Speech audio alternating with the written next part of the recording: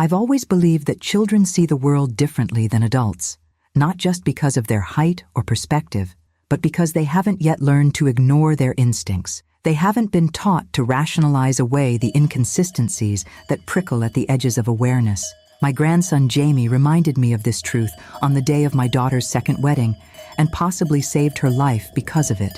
The May afternoon had been picture perfect for Kathleen's outdoor ceremony at the Rosewood Hotel's Garden Pavilion. After 3 years of grief following Richard's unexpected heart attack, my daughter deserved this happiness. Andrew Parker, her new husband, had appeared in her life like something from a romance novel. Handsome, attentive, successful, and seemingly devoted to both Kathleen and Jamie.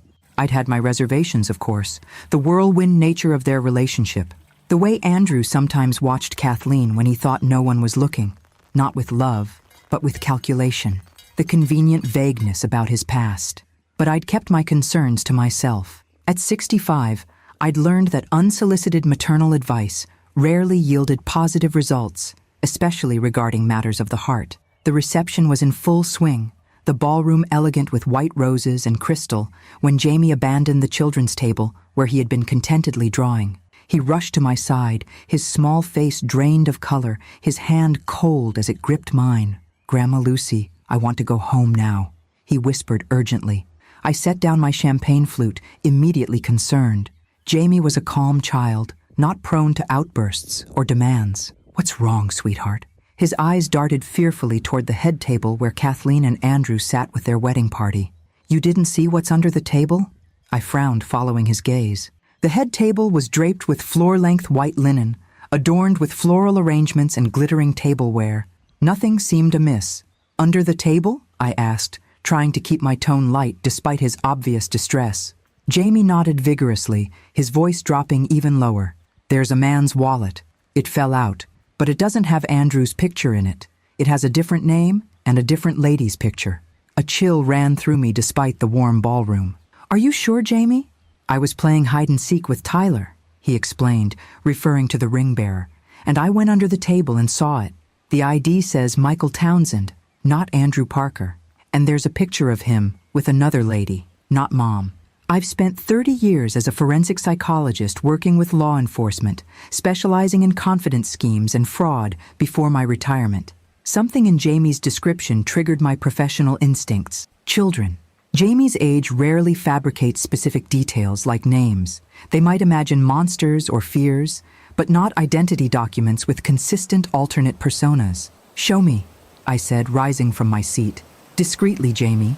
He led me toward the head table, where Andrew was engaged in animated conversation with his best man, a slick-looking individual named Drake, who had been introduced as an old college friend. Kathleen was momentarily absent, likely visiting with guests at other tables. "Pretend you're fixing my shoelace," Jamie instructed, with a child's straightforward practicality.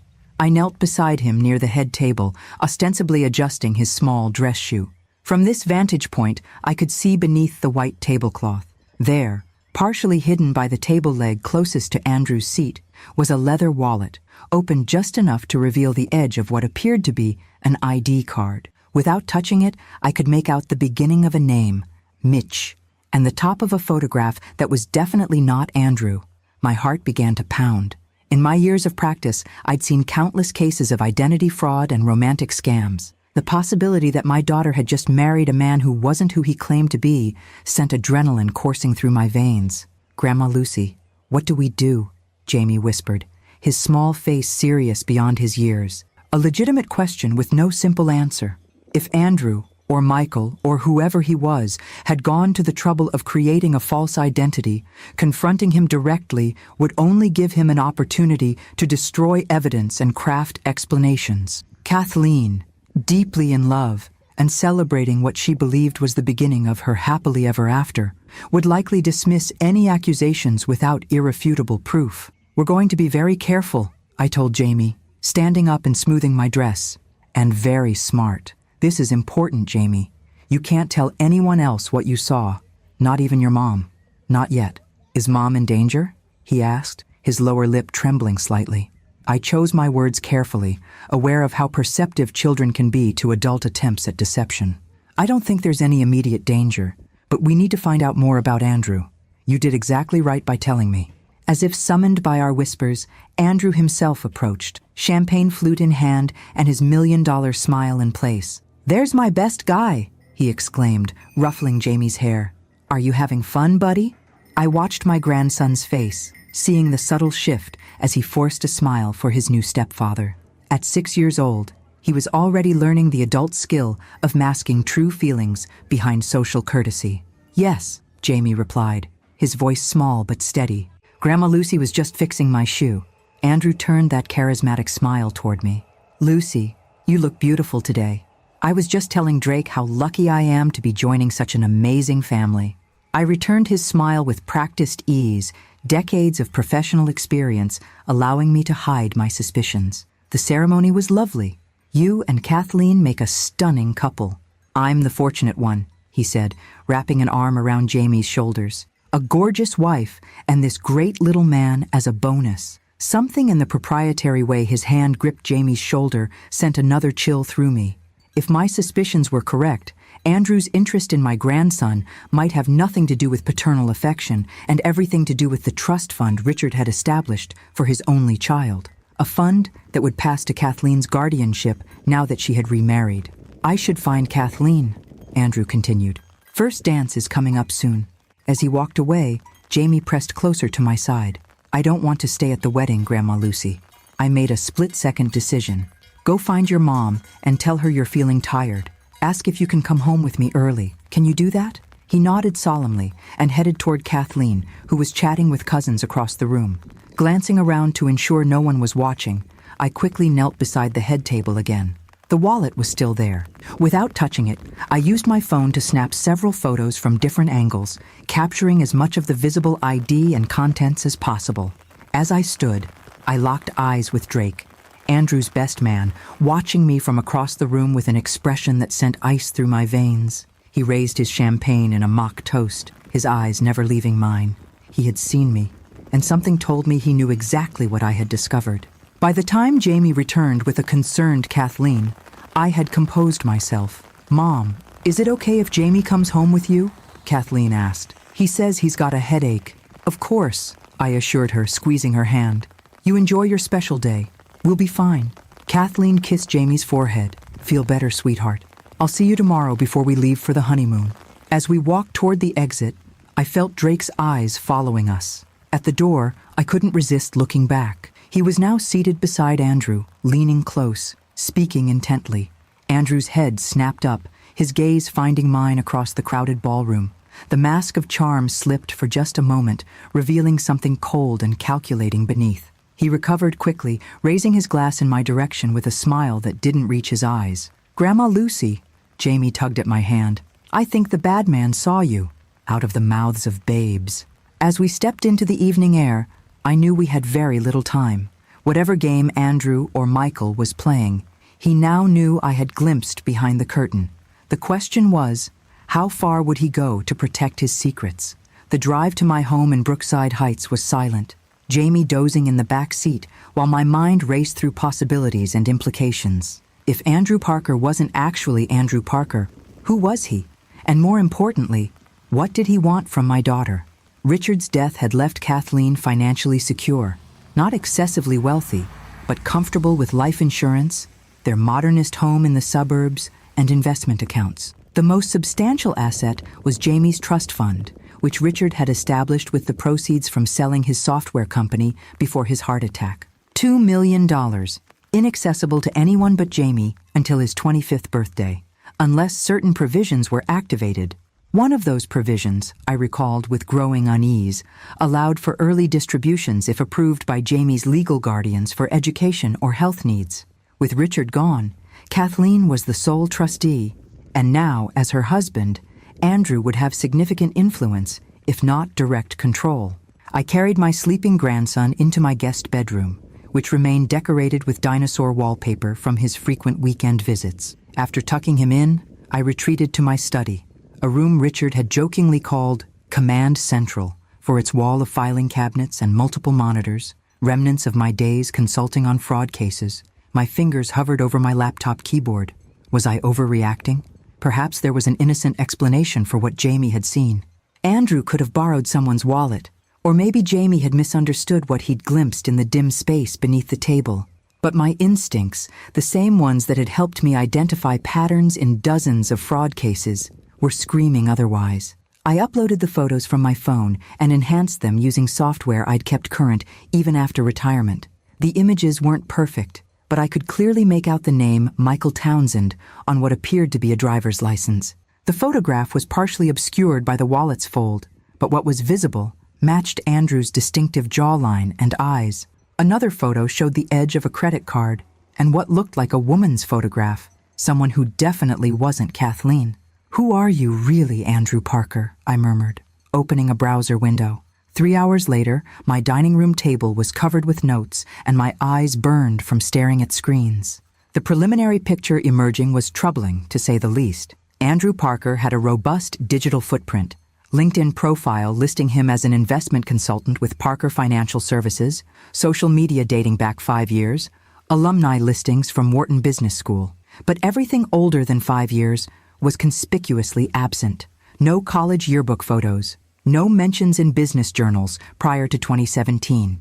His company website featured impressive testimonials, but no client names. Michael Townsend, by contrast, was a ghost. My law enforcement database access had expired with my retirement, but public records searches showed 3 Michael Townsends in our state, one deceased, one incarcerated, and one 84-year-old retired teacher. I was hitting digital dead ends when my cell phone rang, Kathleen's number. It was after midnight. "Mom?" Her voice was tight. "Is Jamie okay?" "He's sound asleep," I assured her. "Is everything all right? It's late for a bride to be calling her mother." A shaky laugh. "Everything's fine. It's just, Andrew was concerned about Jamie leaving early. He said you seemed upset about something." The hair on the back of my neck stood up. Andrew was already working to undermine my credibility. Classic manipulation technique. "Not upset at all," I replied carefully. "Jamie had a headache, that's all. I'm sure he'll be fine after a good night's sleep." "Did he say anything to you? About Andrew, I mean?" The question caught me off guard. "Nothing specific. Why do you ask?" A pause, then. "Andrew thinks Jamie might be having trouble adjusting to the idea of having a stepfather. He suggested maybe Jamie should talk to someone professional." Alarm bells clanged in my mind. Andrew was moving quickly to isolate Jamie, the only witness to his true identity. "That seems premature," I said, keeping my tone neutral. "Jamie's been through a lot with losing Richard. New transitions take time." "I know, but Andrew has a friend who specializes in child psychology. He thinks it might help Jamie open up about any concerns." A friend, like Drake, the best man who'd watched me with such calculated interest? I needed to tread carefully here. "Let's discuss it when you get back from your honeymoon," I suggested. "Jamie seems perfectly fine to me, just tired from all the excitement." "Okay," Kathleen agreed, sounding relieved. "Sorry to call so late." Andrew was just worried.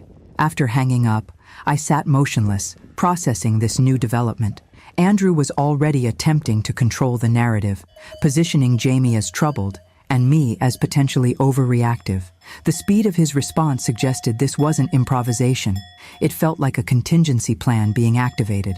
I returned to my research with renewed urgency.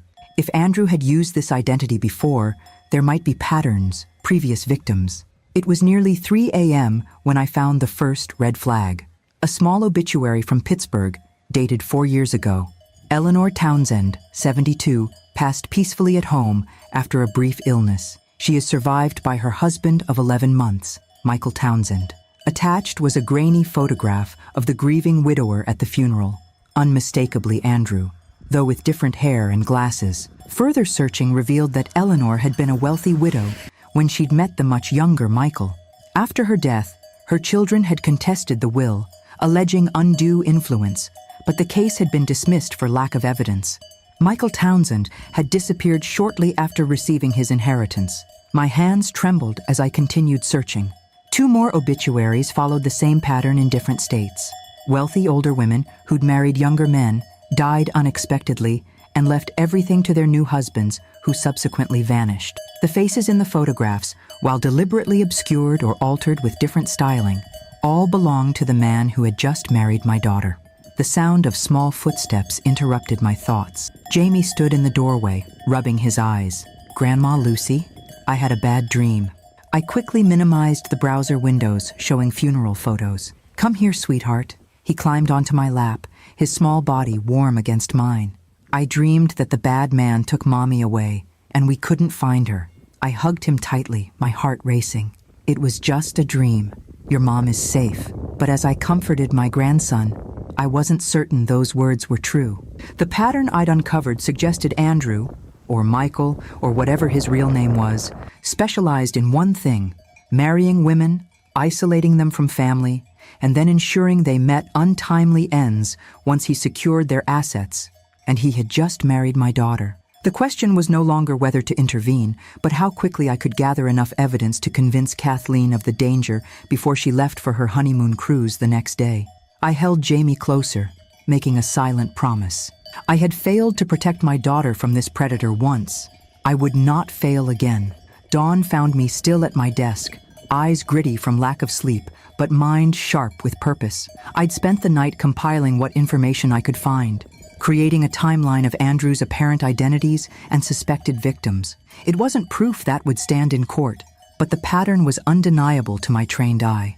Jamie appeared at 7:30, still in his dinosaur pajamas, seemingly recovered from the previous night's distress. Pancakes? I offered, closing my laptop before he could glimpse the disturbing research. He nodded enthusiastically. With chocolate chips?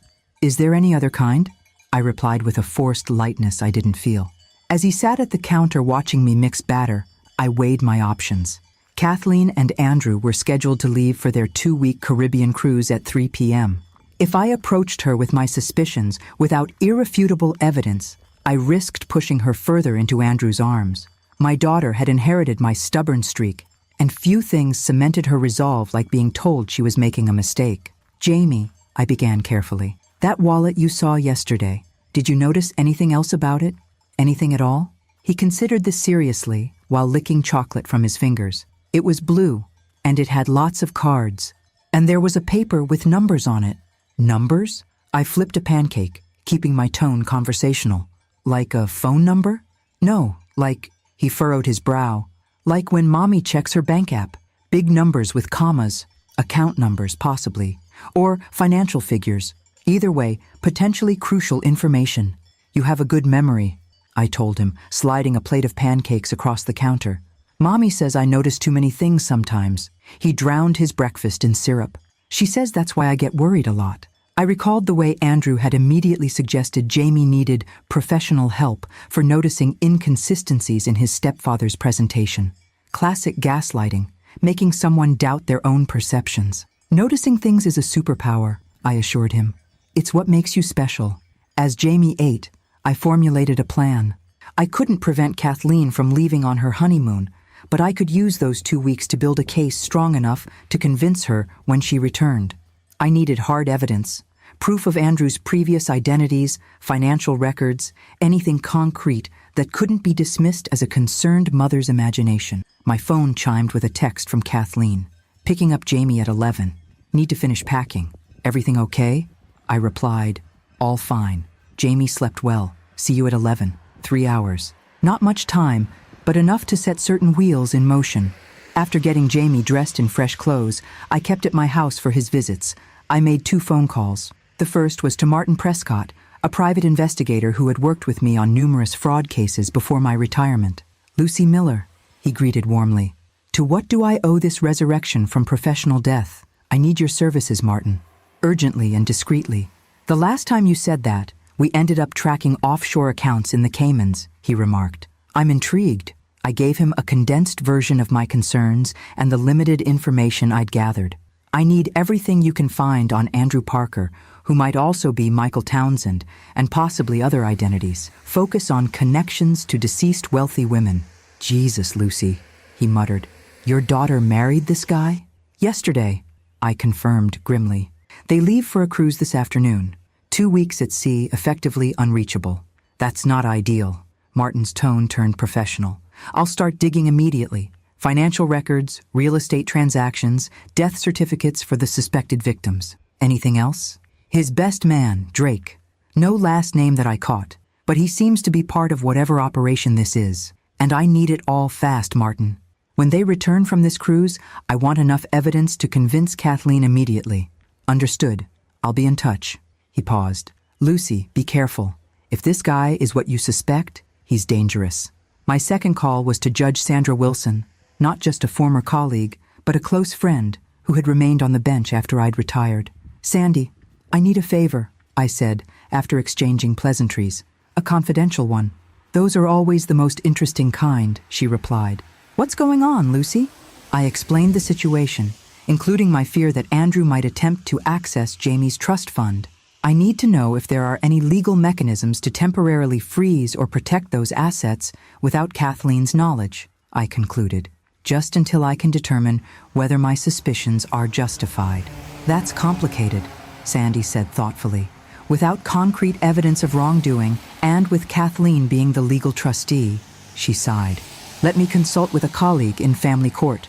There might be a way to place a monitoring hold. It wouldn't prevent withdrawals, but it would flag any unusual activity and require additional verification. That would be perfect, I said, relief evident in my voice. I don't want to restrict Kathleen's legitimate access, just protect Jamie's inheritance from potential exploitation. I'll see what I can do, Sandy promised. But Lucy, if this man is as sophisticated as you suspect, he'll have covered his tracks carefully. Be prepared for that. After hanging up, I found Jamie in the living room, unusually quiet as he arranged his toy dinosaurs in a protective circle. Everything okay, sweetheart? I asked, sitting beside him. Mommy's going away for a long time, he said, not looking up. With him. The simple statement held volumes of anxiety. 2 weeks isn't so long, I assured him, though it felt like an eternity under the circumstances. And you'll be staying with me, having adventures every day. He finally met my eyes. What if she doesn't come back? The question pierced my heart, not just because of a child's separation anxiety, but because my research had raised the same terrifying possibility. 3 previous wives had met unexpected ends after marrying the man now known as Andrew Parker. What made me think Kathleen would be different? Your mom will absolutely come back, I said firmly, pushing away my fears. And while she's gone, you and I are going to be very busy. Doing what? I chose my words carefully. Solving a mystery. But it has to be our secret project. We can't tell anyone, not even your mom right now.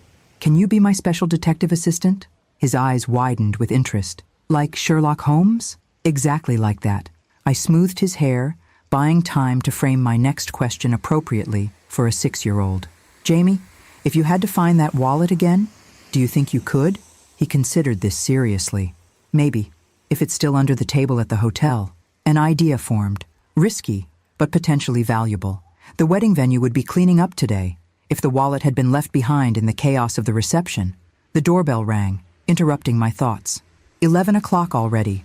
That must be your mom, I said, forcing brightness into my voice. But when I opened the front door, it wasn't Kathleen who stood on my porch. It was Andrew, alone, his charming smile firmly in place despite the cold calculation in his eyes. Lucy, he greeted smoothly. I thought I'd pick up Jamie personally, give us a chance to bond before his mother and I leave for our honeymoon. Behind me, I heard Jamie's small intake of breath, followed by the sound of him retreating further into the house. Andrew's smile never wavered, but his eyes tracked the movement, then returned to mine with unmistakable challenge. May I come in? He asked, though he was already stepping across the threshold. The predator had come to my door, and I had precisely no evidence yet to stop whatever he had planned. Of course, I stepped aside, years of professional training allowing me to maintain a neutral expression despite the alarm bells clanging in my mind. Jamie's just finishing breakfast. I wasn't expecting you instead of Kathleen. Andrew moved into my living room with the easy confidence of a man accustomed to being welcomed everywhere. He wore casual designer clothes, expensive jeans, a tailored button-down, and a watch that probably cost more than my car. The perfect wealthy stepfather image.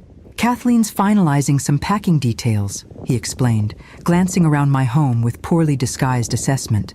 I thought this would give Jamie and me some one-on-one time before we leave. His eyes lingered on my dining room table, where thankfully I'd closed my laptop and gathered my notes. I hope I'm not interrupting anything important. Just a quiet morning after the excitement of the wedding, I replied, moving subtly to position myself between him and the hallway that led to where Jamie had retreated. Coffee? Please. In the kitchen. I deliberately took my time preparing 2 cups, using these precious moments to compose myself. Andrew's unexpected arrival was not coincidental. He wanted something: information, reassurance that I hadn't recognized him, or perhaps simply to evaluate whether I posed a threat to his plans. When I returned with the coffee, he had made himself comfortable on my sofa, scrolling through his phone with apparent casualness. "Beautiful ceremony yesterday," I commented, handing him a mug. "Though I noticed several of your relatives couldn't make it." A tiny test. According to the wedding program, Andrew's parents were deceased and his only sister lived abroad. Convenient explanations for their absence. "Yes, Elizabeth's humanitarian work in Sudan made travel impossible," he replied smoothly.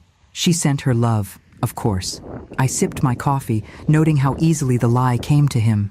My overnight research had turned up no record of any living siblings. "Jamie seemed upset last night," Andrew continued, changing the subject. "Kathleen mentioned he had a headache, but I wondered if there might be more to it." So here it was, the reason for his visit.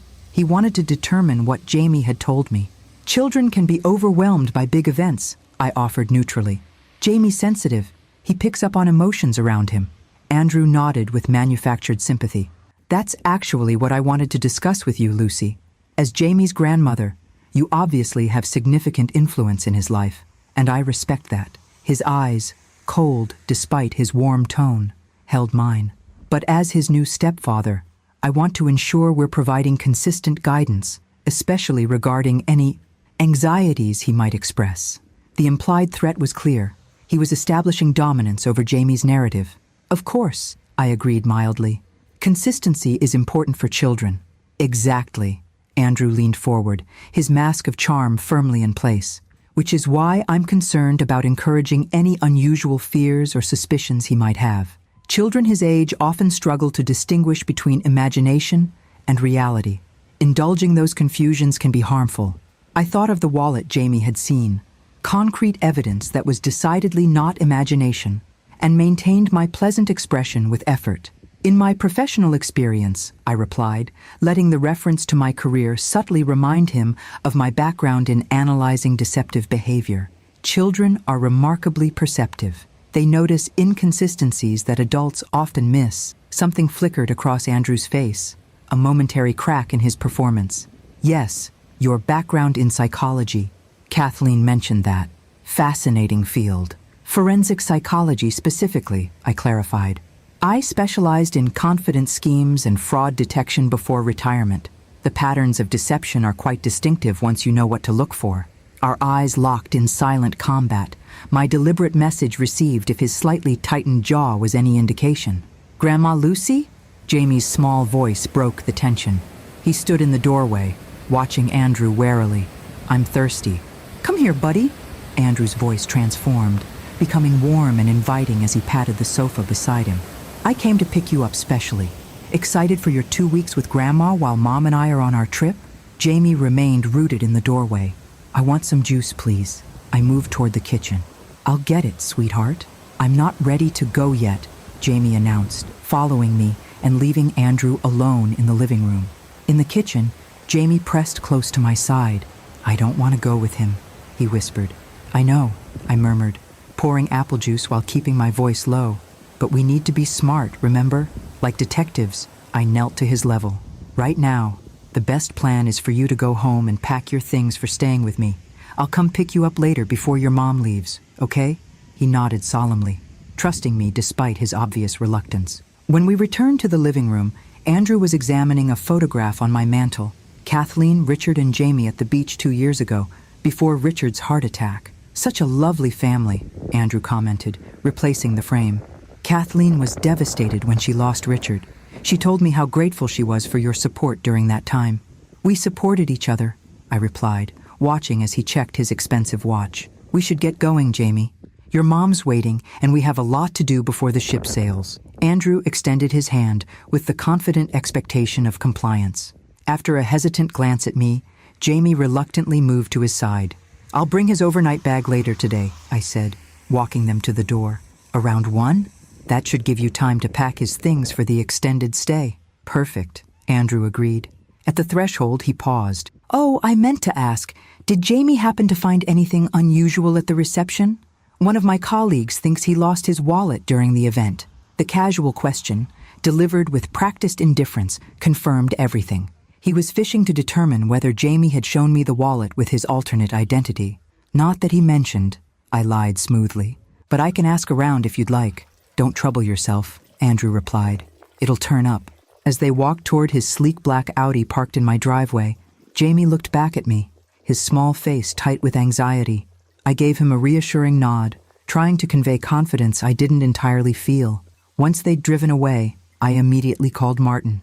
Our timeline just accelerated, I told him without preamble. Andrew made a special trip to collect Jamie and assess whether I'm a threat. He specifically asked about a lost wallet. That's not good, Martin replied, the sound of typing in the background. I'm already finding concerning patterns, Lucy. 3 previous marriages to wealthy women in different states, all under different names. All 3 wives died within 18 months of the wedding. My blood ran cold. Causes of death? 2 accidents. 1 car crash, 1 fall downstairs, 1 apparent suicide, though the family contested it. In each case, he inherited substantial assets before disappearing. I need everything you can get on those cases, I insisted, and I need it before 3 o'clock today. That's ambitious. It's necessary, I countered. They leave on a cruise ship this afternoon, 2 weeks at sea, largely unreachable. I don't intend to let Kathleen board that ship with him.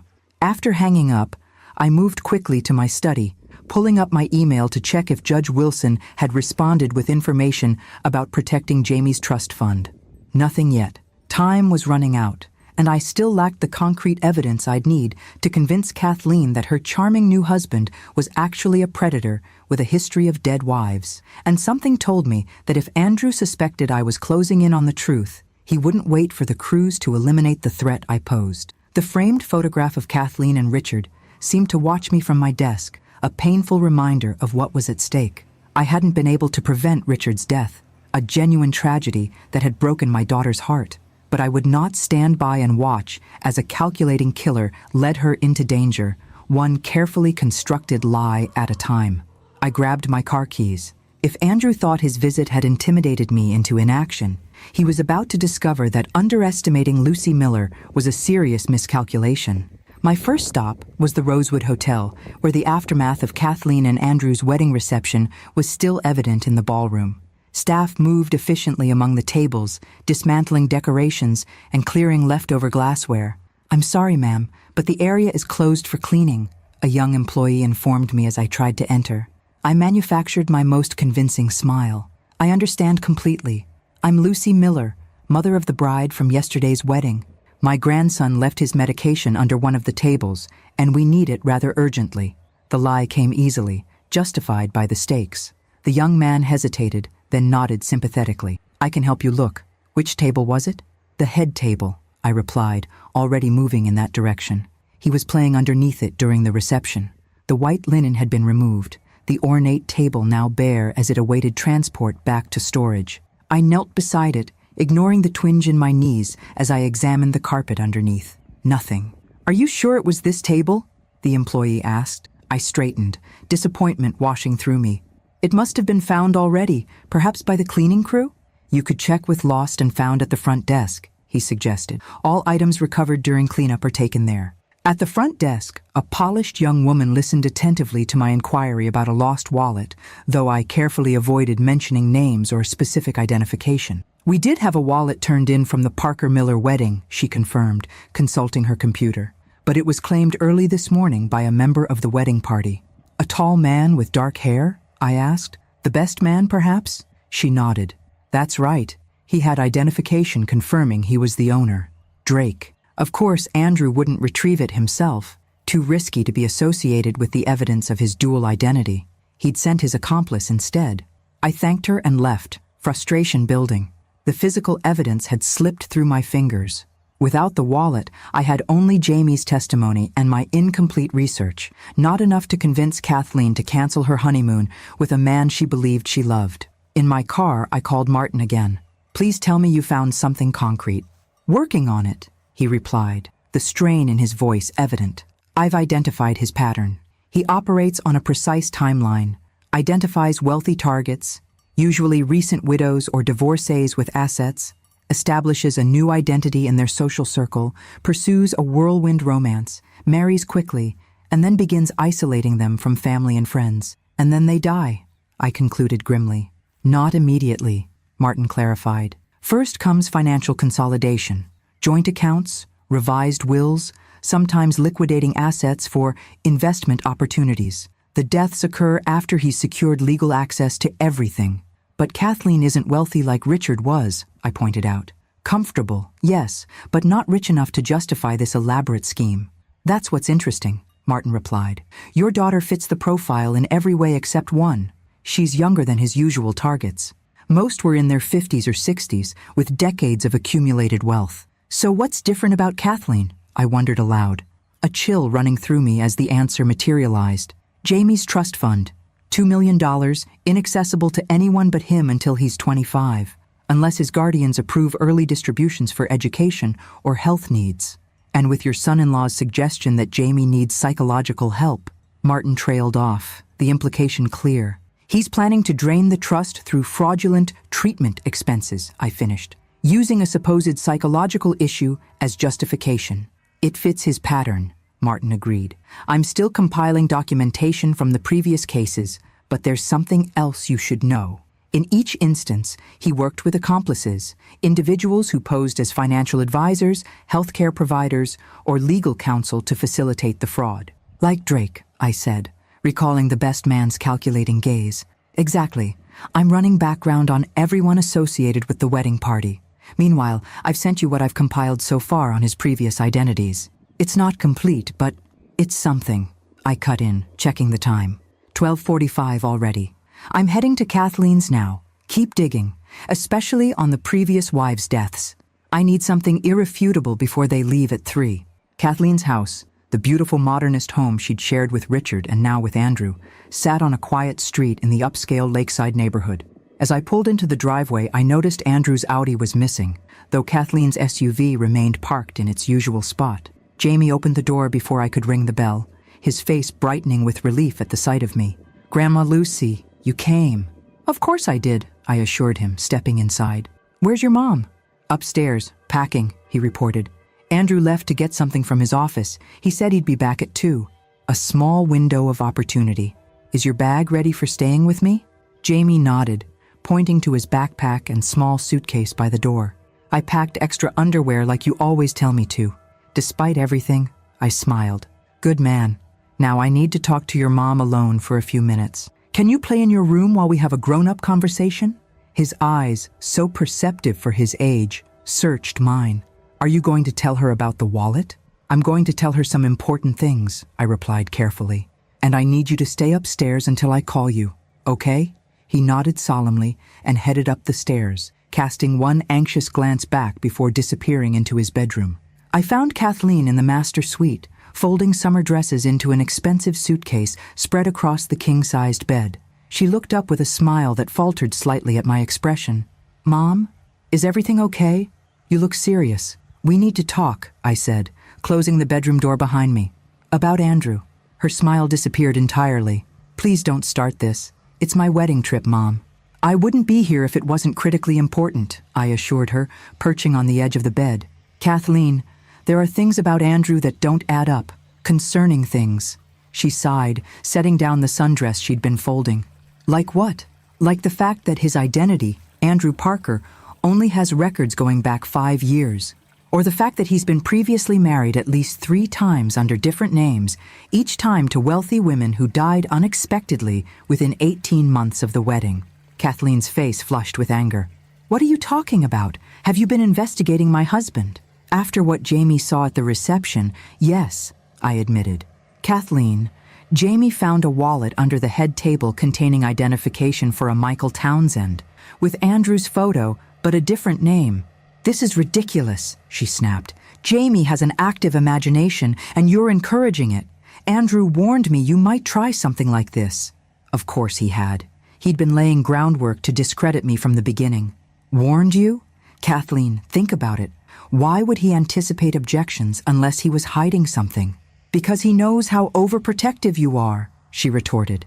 How you've never thought anyone was good enough for me, not even Richard at first. That stung, because it contained a grain of truth. I had been skeptical of Richard initially, though for entirely different reasons than my concerns about Andrew.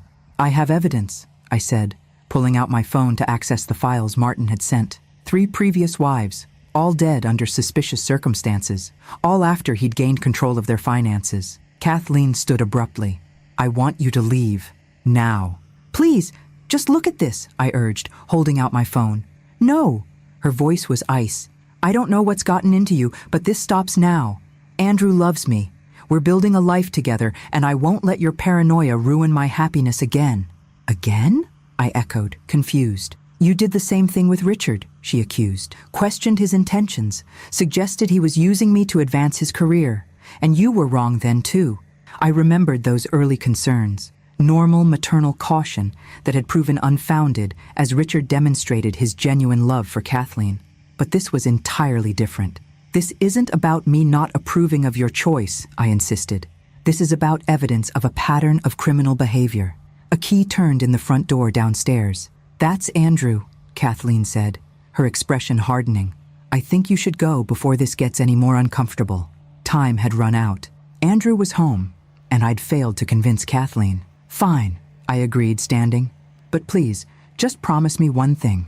Don't sign anything while you're on this cruise. No financial documents, no changes to your will, nothing until you return and can have your own lawyer review it." Something in my tone must have reached her, because her expression softened slightly. "Is that what this is really about? You're worried he's after my money?" "I'm worried he's after Jamie's trust fund," I corrected. "And I'm terrified about what might happen to you once he secures access to it." Before she could respond, footsteps sounded on the stairs, and Andrew's voice called out cheerfully, "Honey, I'm back." Kathleen gave me a final complicated look, part anger, part doubt, before moving past me to greet her husband. I followed, knowing I'd lost this round but determined not to give up the fight. One way or another, I would protect my family from the predator who had infiltrated it, even if they couldn't yet see the danger themselves. Andrew's smile faltered momentarily when he saw me at the top of the stairs, but he recovered quickly, his mask of charm sliding back into place. "Lucy, I didn't realize you were here already." His tone was pleasant, but his eyes held warning. "Just picking up Jamie," I replied, with equally false brightness, "and checking that Kathleen has everything she needs for the cruise." He ascended the stairs, placing a possessive arm around my daughter's waist. "All packed, honey?" Kathleen nodded, her expression carefully neutral as she glanced between us. "Almost done. I've got something for you," Andrew announced, producing a small jewelry box from his pocket. A bon voyage gift. Kathleen's face softened as she opened it, revealing a pair of diamond earrings that must have cost thousands. "They're beautiful. Only the best for my wife," he declared, watching me over her shoulder as she embraced him. The message was clear. See how generous I am, how much I treasure her. I maintained my composure with effort. This, too, fit the pattern Martin had identified. Lavish gifts to reinforce the devoted husband image, particularly when the relationship was threatened. Emotional manipulation through materialism. "I should get Jamie's things to the car," I said, needing a moment away from Andrew's calculating presence. "I'll help," he offered immediately, following me downstairs before I could object. In the foyer, out of Kathleen's earshot, his demeanor changed. Kathleen seemed upset when I arrived. "Anything I should know about?" The question was delivered casually, but the threat behind it was unmistakable. "Just pre-trip jitters," I replied, matching his tone. "First time away from Jamie since Richard died." He studied me, obviously unconvinced. "You know, Lucy, I've been thinking about what you said earlier, about your background in fraud detection. Fascinating field indeed. I imagine it might lead to certain professional deformations, seeing patterns where none exist." "Perhaps," I acknowledged. "Though in my experience, when something appears inconsistent, there's usually a reason.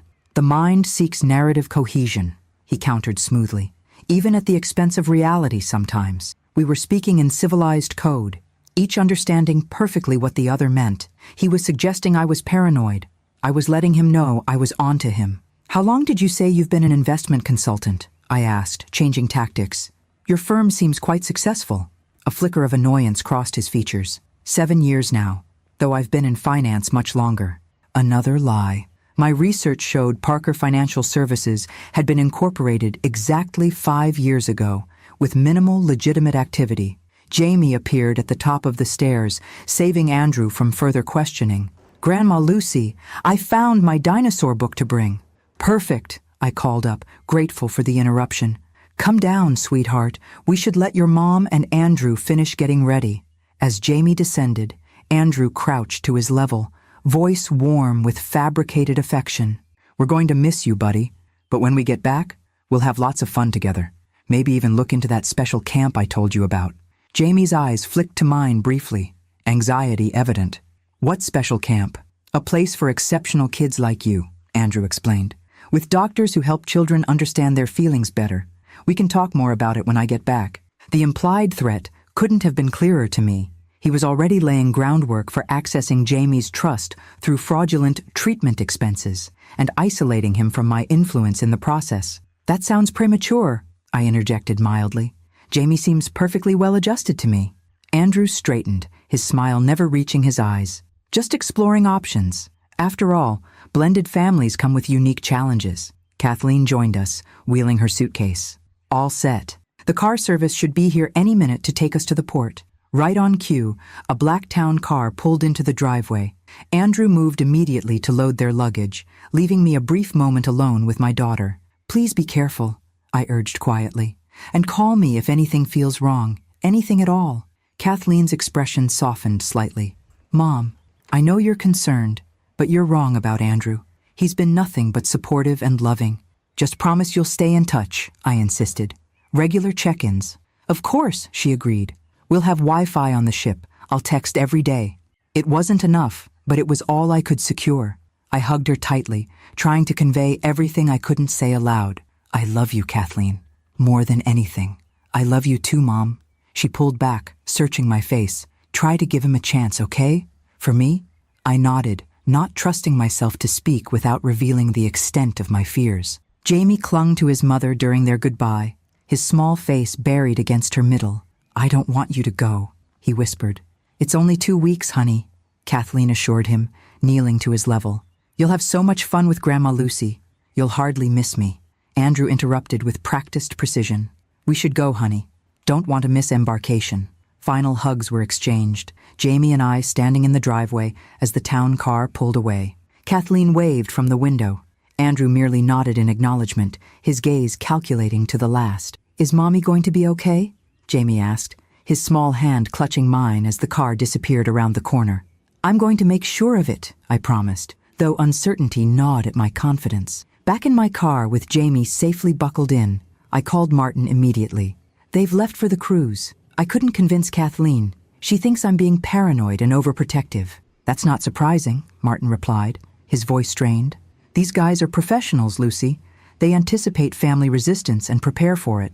"What have you found?" I asked, starting the engine. "A lot, actually. I've identified 6 previous identities, not just 3.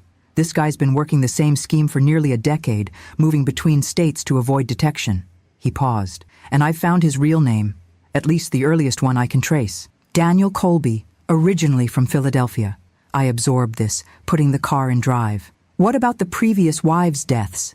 Any proof of foul play?" "Nothing definitive. That's what makes him so effective. The deaths all appear accidental or natural. No obvious murder, no poison detected in toxicology reports, just convenient tragedies." A chill ran through me. "So what's our next move?" "I have a contact in Miami, retired police detective who investigated the death of wife number 4. He always believed there was more to it, but couldn't prove it. He's sending his unofficial case notes." "Good," I replied, checking the rear-view mirror to see Jamie absorbed in his dinosaur book. "And the accomplices? Anything on Drake or others who might be part of the operation?" "Working on it. The pattern suggests a network, not a solo operator. I've identified at least 3 recurring associates who appear in different configurations across the previous cases. Drake is likely Alex Mercer, a former financial advisor whose license was revoked for fraud 5 years ago. I thought of the strange request Andrew had made about a special camp for Jamie. Check for connections to any healthcare facilities or practitioners specializing in childhood psychology or behavioral issues. I think they're planning to use Jamie's supposed psychological needs as a way to access his trust fund." "Will do," Martin agreed. "In the meantime, the cruise ship doesn't sail until 5. They're still in port for another 2 hours, technically reachable if we find something compelling enough to convince Kathleen. I pressed the accelerator slightly. Decision made. I'm dropping Jamie at my neighbor's house and heading to the port. Send whatever you find directly to my phone. I'm going to try one more time before that ship leaves dock. As I made a sharp U-turn, Jamie looked up from his book. Where are we going, Grandma Lucy? To stop a bad man, I replied honestly, like real detectives do. His small face grew serious. Is Mommy in danger? I considered how to answer, balancing honesty against frightening him unnecessarily. Not right now, I said carefully, but Grandma needs to make sure it stays that way. Jamie nodded solemnly. Then you better hurry. From the mouths of babes, I thought grimly, pressing the accelerator further as we raced toward what might be my last chance to save my daughter from the predator she had unwittingly married.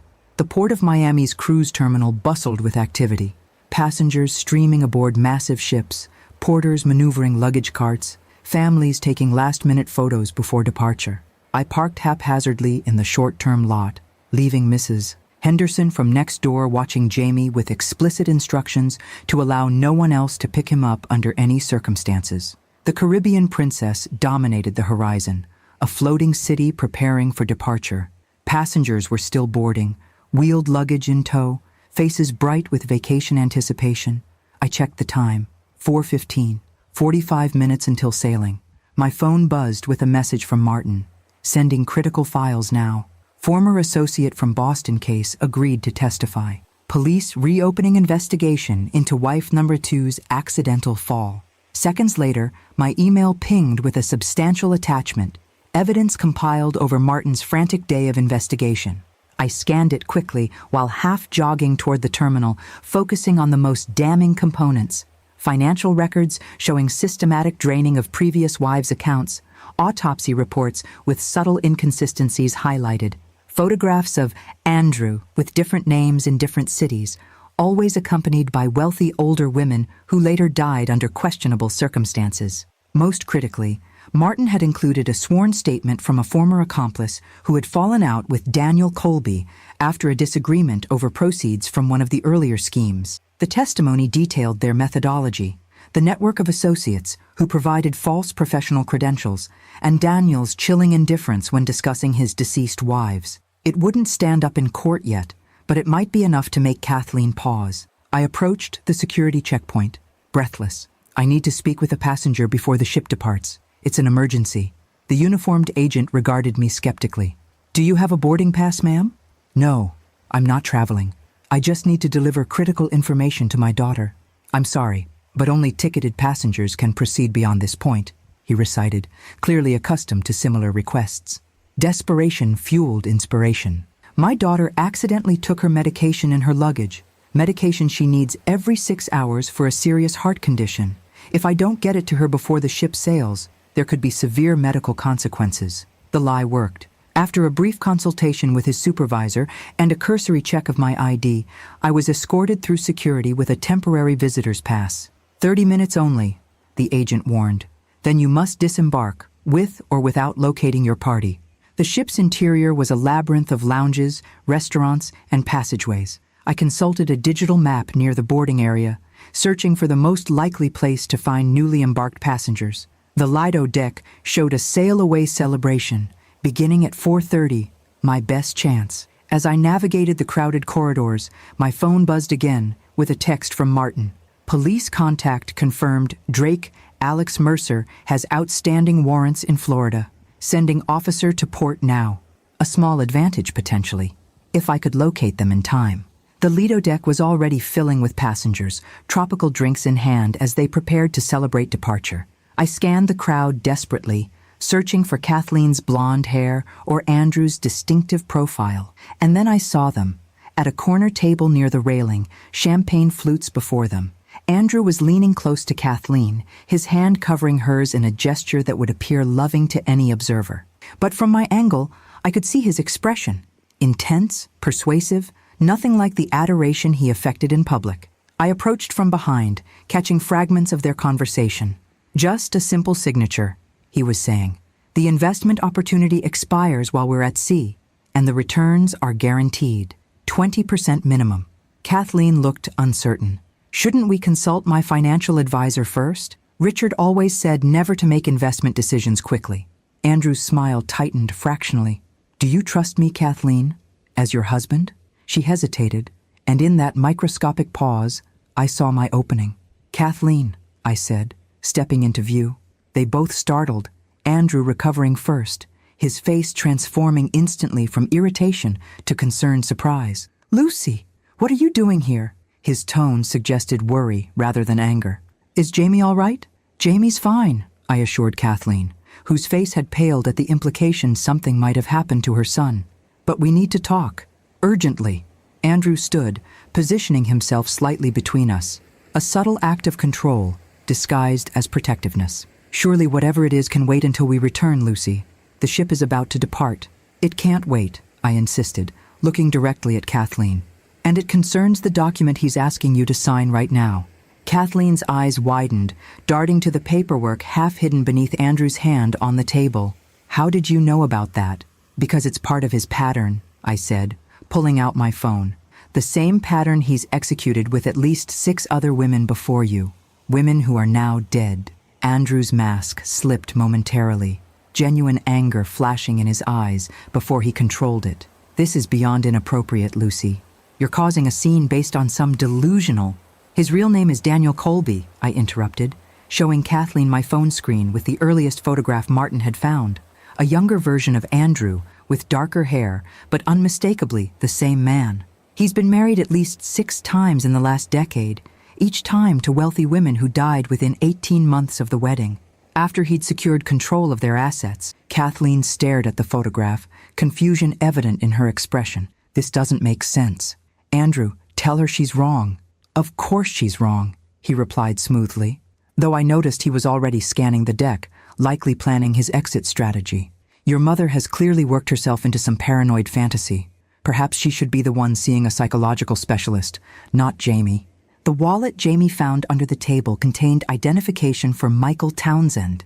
I pressed on, scrolling to another image Martin had sent. A death certificate for Eleanor Townsend, with her surviving husband Michael listed as next of kin.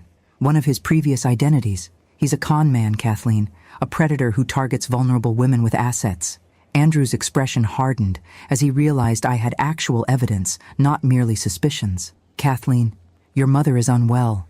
This obsessive behavior, investigating your new husband, creating elaborate conspiracy theories, it suggests serious psychological issues. Then explain the wallet, I challenged. Explain why Jamie saw identification with your photo, but a different name. Kathleen looked between us, doubt finally registering on her face. Andrew? His hesitation was brief, but telling. There's obviously some misunderstanding. Perhaps Jamie saw someone else's wallet and confused. The investment document, I cut in, nodding toward the papers on the table. What exactly are you asking my daughter to sign on the first day of your honeymoon? Kathleen reached for the papers before Andrew could stop her, scanning the dense legal text with growing concern. This authorizes transfer of assets from my accounts to Parker Holdings Limited. In the Cayman Islands? She looked up, confusion turning to the first hints of suspicion. Why would I need to move my money offshore? It's a tax optimization strategy, Andrew explained quickly, his composure slipping further. Completely legitimate. But your mother is deliberately making it sound sinister because she can't accept that you've moved on with your life. I held Kathleen's gaze, willing her to see through his manipulation. The document in your hand is nearly identical to one signed by Margaret Colby before her fatal car accident, by Eleanor Townsend before her suicide, by Jennifer Walsh before she accidentally fell downstairs, all previous wives of the man standing beside you. The ship's horn blasted, the 15-minute warning before departure. Andrew checked his watch, then reached for Kathleen's arm. We can discuss this when we return from our cruise. Lucy clearly needs help, but causing a public spectacle won't solve anything. Kathleen pulled her arm away, her expression hardening. I want to see the rest of the evidence, Mom. I'll show you everything, I promised, relief washing through me at this first sign of her trust. But we need to leave the ship now. It's not safe for you to be alone with him, especially at sea. Andrew's charm disappeared entirely, his voice dropping to a dangerous register. This is your last chance to walk away, Lucy, for your own good. The naked threat confirmed everything. his mask finally slipping to reveal the predator beneath. Kathleen saw it too, her eyes widening as she took an instinctive step away from the man she had married just yesterday. "Who are you?" she whispered. Before he could respond, uniformed security personnel appeared at the entrance to the deck, accompanied by a man in a suit who surveyed the area with professional assessment. Martin's police contact had arrived. Andrew spotted them immediately, his expression calculating as he evaluated his options. The ship's horn sounded again. Last call before departure. "This isn't over," he said quietly, looking directly at me with cold promise. Then he turned and moved swiftly toward the opposite exit, abandoning the pretense entirely. Kathleen stood frozen, the investment document still clutched in her hand as the reality of her situation began to sink in. "Mom? What just happened?" "The beginning of the truth," I replied, putting my arm around her shoulders. "Let's get off this ship. There's a police officer here who needs to speak with us." As we moved toward security, I glanced back at the table where moments ago my daughter had sat with a killer, unknowingly poised at the edge of a trap that had claimed at least 6 women before her. We had won this round, but Andrew, Daniel, had escaped. And something told me he wouldn't simply disappear this time, not when I had disrupted his careful plans so publicly. The threat wasn't over. It had merely entered a new and potentially more dangerous phase. The next 24 hours passed in a blur of police statements, tearful revelations, and security precautions. We spent hours at the Miami-Dade Police Department, where Kathleen struggled to reconcile the man she had married with the predator described in Martin's meticulously compiled evidence. "I don't understand," she repeated, staring at photographs of Andrew with his previous wives. "How could I not have seen any signs?" Detective Carlos Ramirez, Martin's former colleague who had investigated the death of wife number 4, answered gently. "These types of predators are master manipulators, Mrs. Sullivan. They study their victims, identify vulnerabilities, and present exactly the persona that will be most appealing. I wasn't even wealthy like these other women," Kathleen said, confusion evident in her voice. I exchanged glances with Detective Ramirez. "We believe his primary target may have been Jamie's trust fund," I explained carefully. $2 million, accessible through you as trustee. Comprehension dawned on Kathleen's face, followed by horror. The special camp he kept mentioning for Jamie. The child psychologist friend he wanted Jamie to see. A common tactic, Ramirez confirmed. Create a fictitious health or developmental concern, then funnel money through fraudulent treatment facilities controlled by accomplices. Tears welled in Kathleen's eyes. "I brought this monster into our lives, into Jamie's life." I squeezed her hand. "You were targeted by a professional predator who has successfully deceived at least 6 other intelligent, capable women. This isn't your fault." While Kathleen gave her statement, I stepped outside to call my neighbor and check on Jamie. Mrs. Henderson assured me he was fine, currently engaged in a heated dinosaur battle with her grandson, who had come over to keep him company. Martin joined me in the hallway, his expression grim despite our apparent victory. "They haven't found him. He vanished from the ship before security could locate him." "What about Drake? Alex Mercer?" I asked. "In custody. He was trying to leave the port when officers apprehended him. He's already negotiating for leniency in exchange for information. Will it be enough to ensure Andrew, Daniel, is prosecuted if they find him?" Martin hesitated. "It's complicated. Each case was in a different jurisdiction, with different circumstances. Building a comprehensive case that connects all the deaths will take time." I absorbed this reality with growing unease. So he could still escape justice. Possibly. But his network is compromised, his current identity exposed. He'll have to start over completely. Martin's expression softened slightly. "You saved your daughter, Lucy. That's what matters most." Later that evening, we checked into a Miami hotel, under police protection while arrangements were made for our return to Chicago.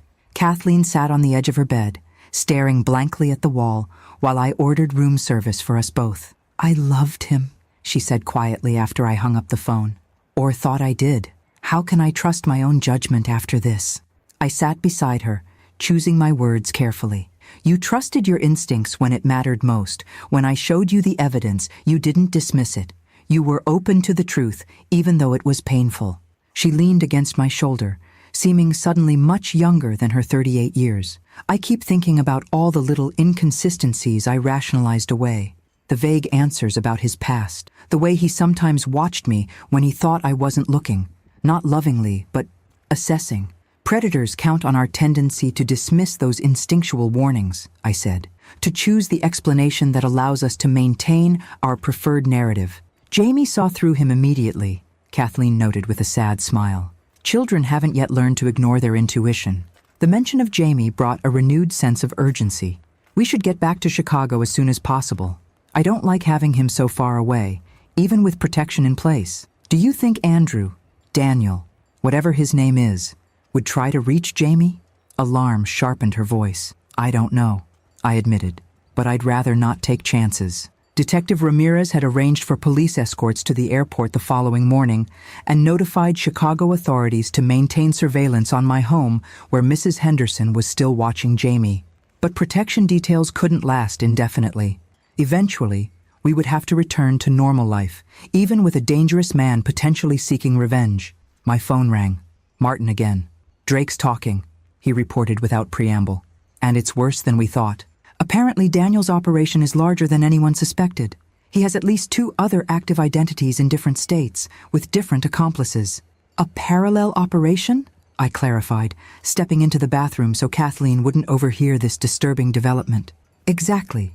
And Drake claims he doesn't know the details of these other operations. They're compartmentalized for security. But he did confirm our suspicion that some of the previous wives' deaths were deliberate, though carefully staged to appear accidental. A chill ran through me. Murder for profit. Drake is willing to testify that Daniel directly caused at least 2 deaths, Jennifer Walsh's fall and Eleanor Townsend's suicide. But without physical evidence, it's still largely circumstantial. What about financial records? There must be a paper trail showing where the money went after each death. That's the other bombshell, Martin continued. According to Drake, there's a central repository of all their documentation. Insurance policies, wills, bank transfers, everything that would definitively link all the cases together and prove premeditation. Where? Drake claims not to know the exact location, says Daniel never trusted anyone with all the pieces. But it's somewhere in Chicago, which suggests Daniel may be headed back there. The implications were immediate and disturbing. If Daniel returned to Chicago, he'd be in the same city as Jamie, the only eyewitness who could directly connect him to his Michael Townsend identity. We're coming home first thing tomorrow, I told Martin. Have you informed Detective Ramirez about this development? Yes, he's arranging for continued protection until you're back in Chicago, and he's coordinating with authorities there to locate the documentation cache Drake mentioned. If we find it, we'd have everything needed to ensure Daniel never threatens another woman again, I finished. After ending the call, I stood motionless in the bathroom, staring at my reflection in the mirror. The woman looking back at me appeared composed, determined, nothing like the turmoil I felt inside. In the span of 48 hours, I had exposed a serial predator, potentially saved my daughter's life, and now faced the possibility that a murderer might be heading toward my grandson with revenge on his mind. When I rejoined Kathleen in the bedroom, she was scrolling through her phone, her expression a mixture of determination and disgust. I'm going through all my accounts, she explained without looking up, changing passwords, checking for any unauthorized access. He had my phone password. God knows what financial information he might have already gathered. Good thinking, I commended her, not sharing my newest concerns just yet. One crisis at a time. Room service arrived with our dinner, but neither of us had much appetite. As night fell over Miami, we sat in uneasy silence, each lost in our own thoughts about the man who had so nearly succeeded in his predatory scheme, and who was still out there somewhere, perhaps already planning his next move. Or worse, his revenge. The Chicago skyline appeared through the airplane window, familiar yet somehow altered, like everything else in our lives since Jamie's whispered warning at the wedding reception. During our flight, I had briefed Kathleen on the latest developments from Martin's investigation, including the disturbing possibility that Daniel might return to Chicago in search of his documentation cache. So we're flying directly toward a potential confrontation, Kathleen observed, her voice steady despite the fear evident in her eyes. With significantly more protection in place, I assured her, and the advantage of knowing what we're facing, while he doesn't realize how much we've uncovered. Upon landing, We were met by a plainclothes detective from the Chicago Police Department's Financial Crimes Unit. Detective Sarah Walsh, no relation to Daniel's third wife, she clarified grimly, had been assigned as our liaison. "We have officers stationed at your residence, Dr. Miller," she informed me as we walked briskly through the terminal. "And additional surveillance at your home, Mrs. Sullivan. So far, no sign of Daniel Colby or any of his known associates." "And Jamie?" Kathleen asked immediately. "Is he safe?" "Your son is still with Mrs. Henderson as arranged, with an officer positioned nearby. We thought maintaining his routine would be less frightening than a formal protective custody situation." I nodded appreciation. "What about the search for Daniel's documentation repository?" "We're working on that," Detective Walsh replied. "Based on information from Drake, or Alex Mercer as we know him, we've identified several possible locations: commercial storage facilities, safety deposit boxes, even a private office Daniel maintained under yet another alias. In the secure police vehicle that transported us from the airport, Kathleen stared out the window at the familiar streets of Chicago, her expression hollow. "I keep thinking about the moment I said, 'I do,'" she confessed quietly. "How happy I felt, how certain I was that I'd found someone to build a life with after Richard." I squeezed her hand, having no words that could adequately address the magnitude of her betrayal. My brilliant, capable daughter had been systematically deceived by a practiced predator, a man who had likely already been planning her demise, even as he'd pledged eternal love. "I want to see Jamie first," Kathleen decided as we approached the city center. "Before we go home or talk to more police, I need to hold my son." Detective Walsh nodded understanding and redirected our driver toward Mrs. Henderson's address in my neighborhood. "We'll maintain the escort. Standard procedure until we have Colby in custody." Mrs. Henderson's modest bungalow looked exactly as it always had. Flower boxes blooming with petunias, American flag by the door, worn welcome mat proclaiming, "Wipe your paws." The normality of it provided strange comfort after days of extraordinary danger. Jamie burst through the front door before we had fully exited the police vehicle, his small body launching into Kathleen's arms with such force she staggered slightly. "Mommy, you came back early!" His face radiated joy, then shifted to confusion as he noticed the police presence. "Why are there police cars?" "They're helping us with something important," Kathleen explained, holding him tightly. "Did you have fun with Mrs. Henderson?" "We made cookies and watched dinosaur movies," he reported. "And her grandson Tyler showed me his rock collection." His expression grew serious as he lowered his voice. "Did you find out about the bad man?" Kathleen met my eyes over Jamie's head, the painful confirmation of his perceptiveness evident in her gaze. "Yes, honey. Grandma Lucy helped us discover the truth." Mrs. Henderson appeared in the doorway, concern etched on her kind face. "Come inside, all of you. Standing out here is just asking for neighborhood gossip." Once inside, with Jamie settled in the kitchen enjoying milk and leftover cookies under Mrs. Henderson's supervision, Detective Walsh outlined the immediate security plan. "We recommend you both stay at a single location for now. Easier to secure than two separate residences. Dr. Miller's home would be preferable, as it's already under surveillance." Kathleen nodded agreement. "We'll need to collect some things from my house first. I'll arrange an escort," Walsh assured her. "In the meantime, I should update you on a development from Miami. Drake, Alex Mercer, has provided additional information about Daniel's documentation repository in exchange for consideration in his case." My attention sharpened.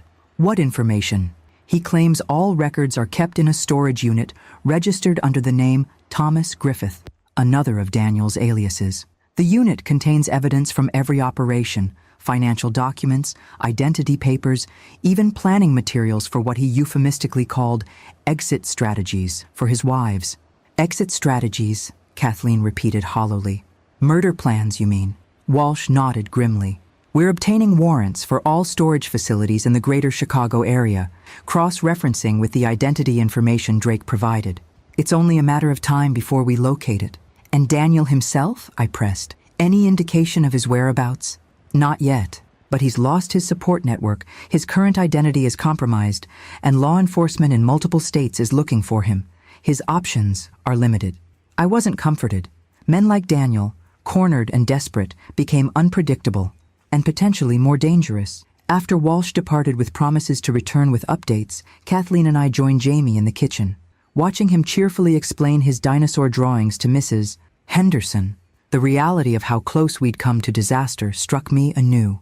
If not for his chance discovery of that wallet, Kathleen might now be at sea with a murderer, potentially never to return. "We should go collect your things," I suggested to Kathleen. "Get settled at my place before dark." She nodded, though her gaze remained fixed on Jamie.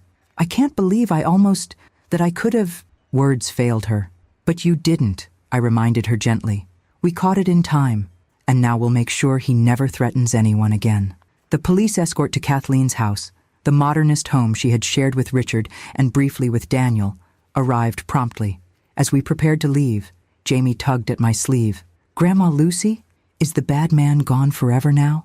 I crouched to his level, weighing honesty against reassurance. "Not yet, sweetheart, but a lot of good people are working very hard to find him and make sure he can't hurt anyone else." "Because of what I saw under the table?" "That's right.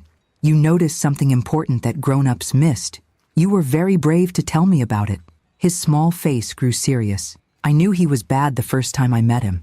He smiled with his mouth but not his eyes. From the mouths of babes, I thought again, marveling at the unfiltered perceptiveness of children, their ability to recognize inconsistencies that adults had learned to rationalize away.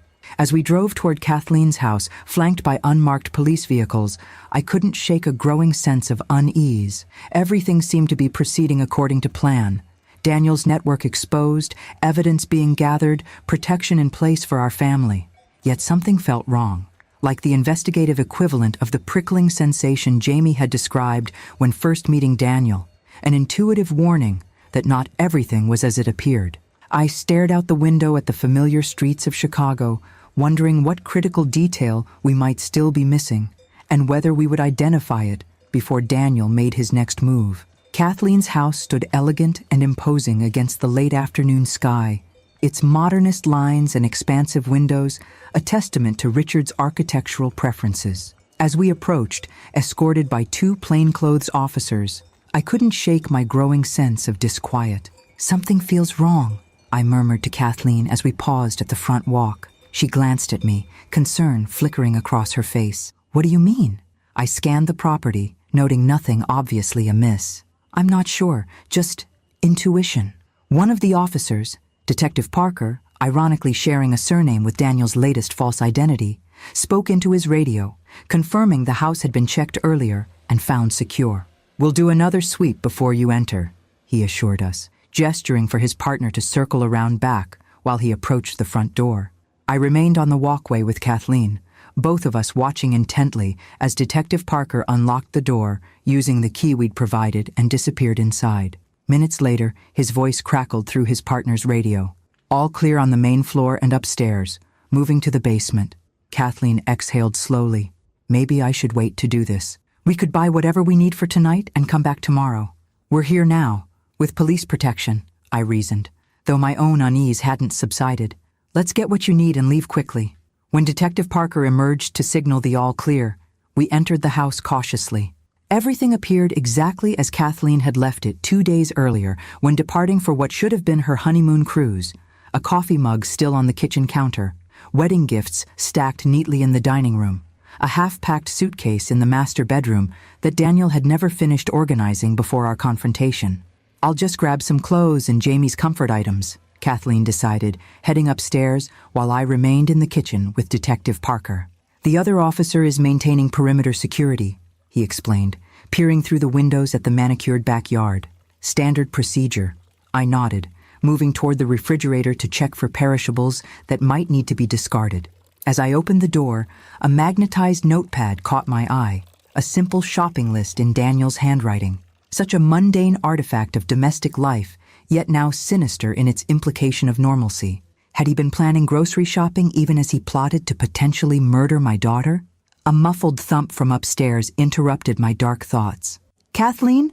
I called. "Everything okay?" No response. Detective Parker was already moving toward the staircase, hand hovering near his weapon. "Mrs. Sullivan?" The silence stretched, my heart rate accelerating with each passing second. Then Kathleen's voice, strangely tight. "We're fine. Just knocked something over." "We're fine? Who was we?" Detective Parker caught the anomaly as well, his expression sharpening as he drew his weapon. "Stay here, Dr. Miller," he instructed, moving silently up the stairs. I had no intention of remaining behind while my daughter was potentially in danger. Grabbing a heavy marble rolling pin from the kitchen counter, I followed at a cautious distance. The upstairs hallway stood empty, bedroom doors partially open. Detective Parker moved methodically toward the master suite at the end of the corridor, weapon raised. I stayed back, clutching the rolling pin with white-knuckled determination. He paused at the threshold, then entered the master bedroom in a swift, tactical movement. I heard his voice, authoritative but controlled. "Chicago Police, put your hands where I can see them." Then another voice, one that sent ice through my veins. Daniel's voice, though lacking its usual charm, replaced instead with cold calculation. "That's not going to happen, Detective. Not unless you want this unfortunate reunion to end tragically." I edged closer, risking a glimpse through the doorway. The scene inside the bedroom struck me like a physical blow. Kathleen stood rigidly beside the bed, Daniel positioned behind her, one arm wrapped around her throat, the other holding what appeared to be a syringe near her jugular. Detective Parker maintained his aim, but the impossible geometry of the situation was obvious. He couldn't shoot without risking Kathleen's life. "You're surrounded," the detective stated calmly. "There's no way out of this house except in handcuffs or a body bag. Your choice." Daniel's laugh held no humor. "Always the same script with you people. So predictable."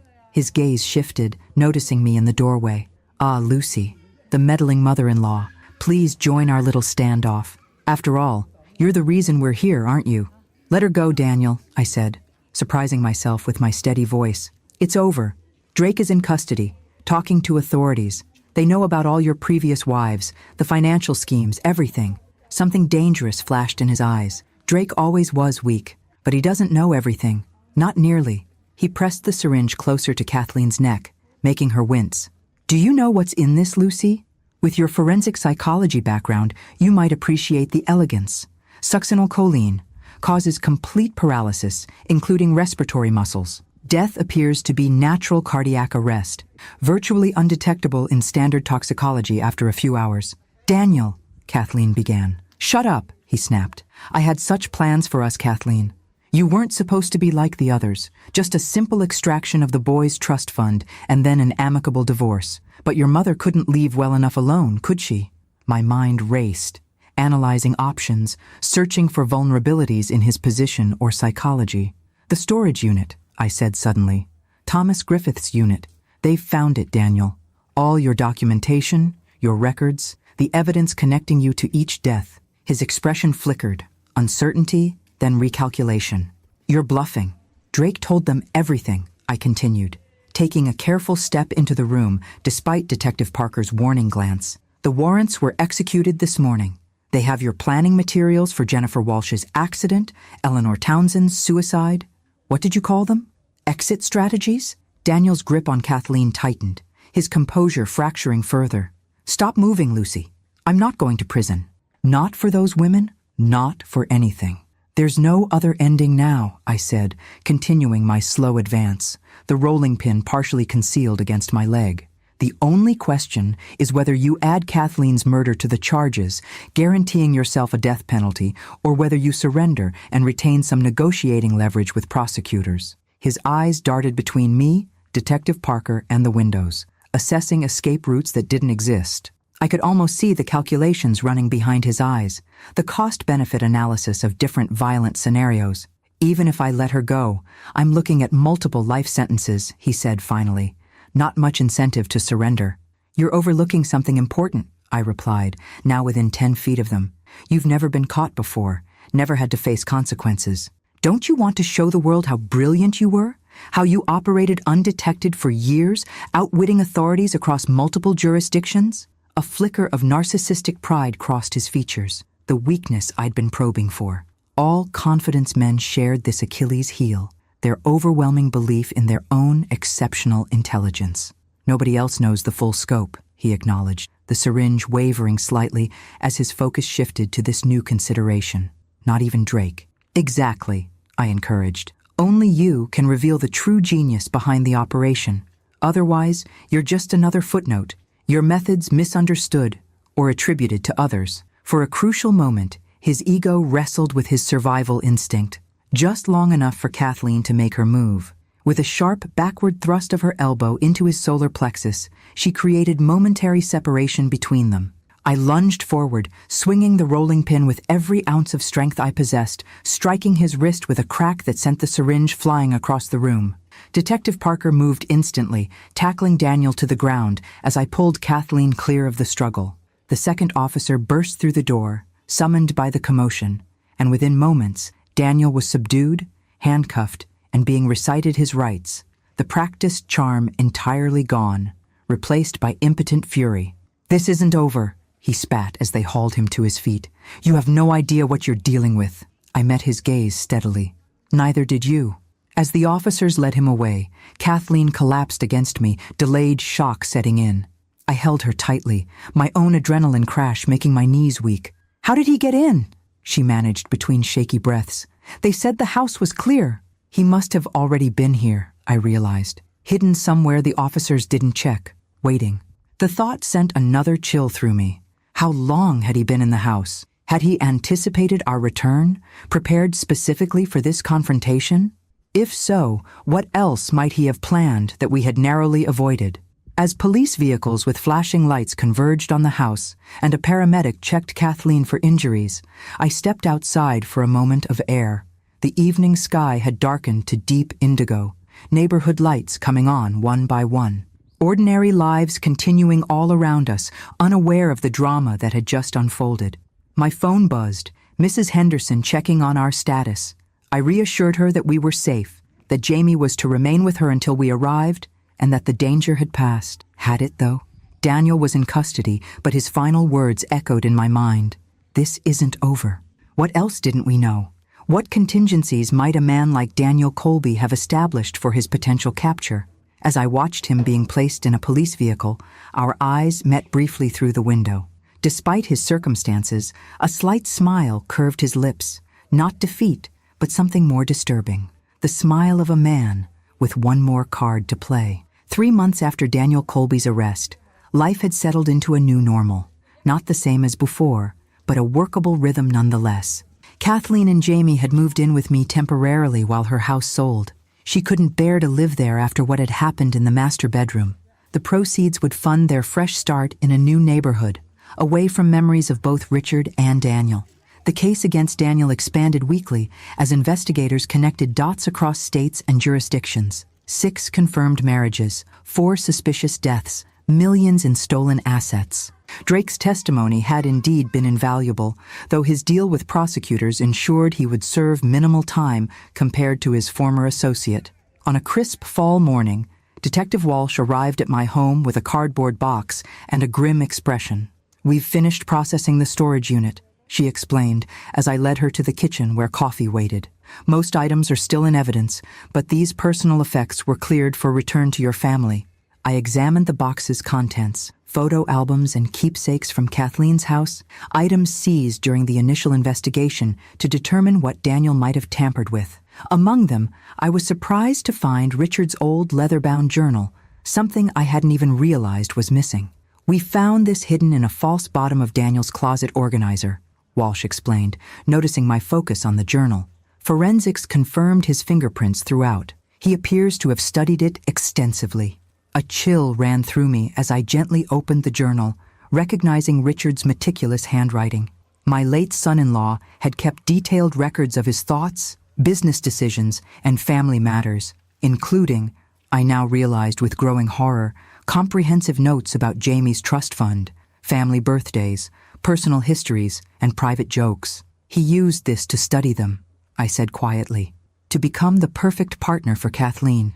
He knew exactly what she missed about Richard, what she valued, what would resonate with her emotionally. Walsh nodded grimly. Classic predator methodology, but executed with exceptional thoroughness. The storage unit contained similar research materials for each of his targets. He left nothing to chance. I continued paging through the journal, stopping abruptly at an entry from shortly before Richard's death. A routine medical checkup, noting elevated blood pressure, a new prescription, and a scheduled follow-up appointment that never occurred because of his fatal heart attack 3 weeks later. A terrible suspicion bloomed. "Detective, was there any evidence in Daniel's records regarding Richard's death?" Her expression confirmed my fears before she spoke. We've reopened the investigation into your son-in-law's death. The medical examiner is reviewing tissue samples that were preserved. Preliminary findings suggest the presence of a compound that could induce cardiac symptoms indistinguishable from a natural heart attack. The room seemed to tilt beneath me. He murdered Richard to create his opportunity with Kathleen? We believe so. Daniel's records included surveillance notes on your daughter and her family dating back nearly 6 months before Richard's death. Walsh hesitated. There's more. Daniel wasn't working alone on this operation. Drake, beyond Drake, she corrected. Someone much closer to the situation. Someone who helped identify targets and provided inside information that would have been otherwise inaccessible. A knock at the front door interrupted us. Walsh tensed slightly, hand moving instinctively toward her concealed weapon. Expecting anyone? Just the estate attorney, I assured her, checking my watch. Kathleen's meeting him here to finalize some paperwork related to Richard's remaining assets. Walsh relaxed, gathering her notes. I should go. We'll need to speak with Kathleen about these developments, but I'd prefer to do so officially, with proper support in place. I nodded understanding, seeing her to the door where Charles Whitman, Richard's longtime attorney and family friend, waited on the porch. At 65, Charles looked much as he always had. Distinguished gray hair, conservative suit, leather portfolio tucked under one arm. He'd handled Richard's estate with compassion and efficiency after his death, and now was helping Kathleen navigate the legal complexities of her brief, fraudulent marriage to Daniel. Lucy, wonderful to see you, Charles greeted warmly, stepping inside as Walsh departed with a professional nod. Is Kathleen here? I've brought the final trust document amendments for her signature. She's picking Jamie up from school, I explained, leading him to the living room. She should be back any minute. Can I offer you some coffee while you wait? That would be lovely, thank you. In the kitchen, I busied myself with cups and saucers, my mind still reeling from Walsh's revelations. Richard's death potentially murdered, Daniel having a closer accomplice than we'd realized, the methodical planning evident in his research materials. I carried the coffee tray back to the living room, finding Charles examining the contents of the evidence box, Richard's journal open in his hands. Ah, Richard's journal, he commented, his tone casual. I'd wondered where this had gone. So many useful details. Something in his phrasing stopped me cold in the doorway. Useful details. Charles looked up, catching my expression, and something shifted in his eyes, the warmth vanishing, replaced by cool calculation I'd never noticed before. You really should have left well enough alone, Lucy, he said quietly. Daniel had a good plan. Clean, efficient, minimal collateral damage. Jamie's trust would have been accessed legally through proper channels, with legitimate-appearing psychological treatment. No one would have been hurt. The coffee tray slipped from my suddenly numb fingers, cups shattering on the hardwood floor. It was you, I whispered, the final piece clicking into terrible place. You helped him target Kathleen after Richard died. You knew about Jamie's trust because you helped establish it. Charles sighed, setting the journal aside with meticulous care. Daniel and I have worked together for years. I identify potential targets through my legal practice, people with significant assets, minimal family connections, exploitable vulnerabilities. He executes the acquisition phase. We share the proceeds, a perfectly complementary partnership. My mind raced through implications. The other wives, some were my clients directly. Others came through professional referrals. The legal profession provides remarkable access to people's financial and personal circumstances. He smiled thinly. Though I must say, Daniel got sloppy with Kathleen, too emotionally invested. I warned him that targeting a younger woman with a child involved unnecessary complications. And Richard? I managed, my voice barely audible. Did you help murder him too? Charles waved dismissively. A business decision. Richard's company was facing a potential hostile takeover. The stress alone might have triggered his heart condition eventually. We simply accelerated the timeline. As he spoke, I became aware of my phone in my pocket, the voice memo application still running from when I'd been dictating notes earlier and never stopped the recording. Carefully, I kept my expression neutral, buying time. How many others? I asked, taking a step sideways toward the hallway. Besides Daniel's wives? Over the years? Charles considered this with disturbing casualness. 14 successful operations. Daniel handled the marriages and relationship aspects. I managed the legal framework, ensuring clean access to assets through properly executed documents. His eyes narrowed slightly. Where is Kathleen exactly? Traffic, probably, I replied, taking another subtle step toward the hallway where my purse, containing my handgun, sat on a side table. Why did you tell me all this, Charles? You must realize I'll go to the police immediately. His smile chilled me. And tell them what? That the respected attorney who served this community for 40 years confessed to being a criminal mastermind? Without evidence, you'll sound as paranoid as Daniel claimed. He glanced at his watch. In any case, this conversation is purely academic. I'm not leaving loose ends this time. He reached into his portfolio, withdrawing not documents, but a syringe similar to the one Daniel had threatened Kathleen with. Succinylcholine, I recognized aloud. Daniel's preferred method. Efficient and virtually undetectable, Charles confirmed, rising from his seat. A tragic case of cardiac arrest in an older woman with a family history of heart problems. Stress from recent traumatic events likely contributed. He'd done his research on me as well. Of course he had. As he stepped toward me, the front door opened behind me, and Kathleen's voice called out, "Mom, why is there a police car out front? Did something happen?" Charles hesitated, the syringe half concealed against his leg. I seized the momentary distraction to lunge toward the hallway, grabbing my purse and withdrawing my handgun in one fluid motion that belied my 65 years. "Stay back, Kathleen," I shouted, aiming directly at Charles. "Call 911. Charles is working with Daniel." I heard Kathleen gasp, followed by Jamie's frightened voice and the sound of them retreating onto the porch. Charles and I stood frozen in tableau, his expression morphing from confident control to cold fury. "You won't shoot me, Lucy," he said, taking a measured step forward. "Not in your own living room, not someone you've known for 20 years. I centered the sights on his chest, my hands perfectly steady. "I will if you take one more step. I've already lost one son-in-law to you people. Never again." The wail of approaching sirens penetrated the tense silence. Relief flooded through me as I realized the police car Kathleen had spotted wasn't a coincidence. Detective Walsh must have remained nearby, perhaps intending to return after I'd had time to process her revelations about Richard. Charles heard it too, calculation replacing confidence in his expression. With sudden decision, he lunged toward the back of the house. I fired once, the bullet striking his shoulder and spinning him against the wall.